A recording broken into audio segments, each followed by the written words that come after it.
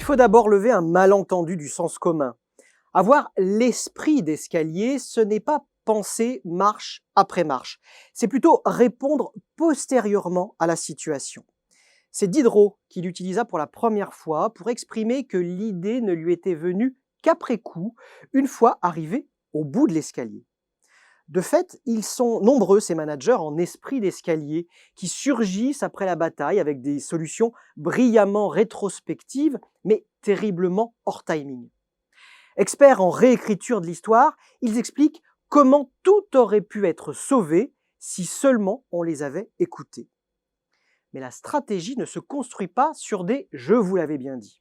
Non, elle se forge dans l'incertitude du moment présent, pas dans l'après. Le biais rétrospectif est un piège pour les décideurs. L'esprit d'escalier, que les anglo-saxons appellent hindsight's bias, est un biais cognitif largement étudié, notamment par Daniel Kahneman. Dans Thinking Fast and Slow, publié en 2011, Kahneman montre comment, après qu'un événement s'est produit, nous avons tendance à surestimer notre capacité à l'avoir prédit. Cette illusion de prévoyance est la source des discours stratégiques rétrospectifs où les commentateurs réécrivent le passé avec une clarté que personne n'avait avant la crise. Un exemple récent est celui de WeWork, dont l'introduction en bourse a échoué en 2019. Avant cet effondrement, rares étaient ceux qui mettaient en garde contre la stratégie expansionniste et la gestion autocratique d'Adam Neumann.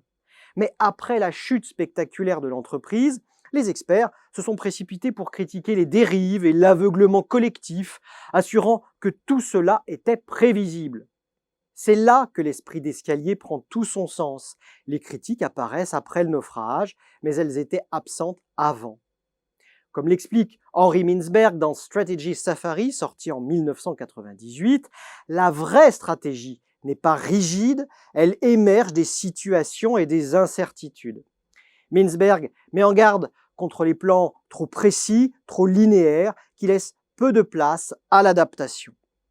Les stratèges en esprit d'escalier, eux, aiment analyser les événements passés avec un œil expert. Mais la vraie stratégie, celle qui mène au succès, se construit en naviguant à vue, non en réécrivant l'histoire. Dans The Innovator's Dilemma de 1997, Clayton Christensen montre que les grandes entreprises échouent souvent parce qu'elles s'appuient trop sur ce qu'elles croient savoir. Elles négligent les innovations de rupture, convaincues que leur stratégie éprouvée est la bonne. Tout comme les stratèges à l'esprit d'escalier, elles réécrivent l'histoire de leur échec une fois qu'il est trop tard. La vraie sagesse stratégique est celle de l'adaptation constante, pas du dogmatisme basé sur une vision du passé. En vérité, l'histoire n'a pas besoin de ces « je vous l'avais bien dit ». Les stratèges à l'esprit d'escalier sont les champions de l'après-coup, mais leur réécriture du passé est futile. La stratégie, la vraie, ne se forge pas une conviction dans le confort du rétroviseur, mais face à l'anxiété et l'incertitude. Alors la prochaine fois qu'un soi-disant expert vous explique comment il aurait évité le naufrage, dites-lui simplement « vous êtes vraiment très brillant, mais c'est dommage que ce soit après la fin de la bataille ».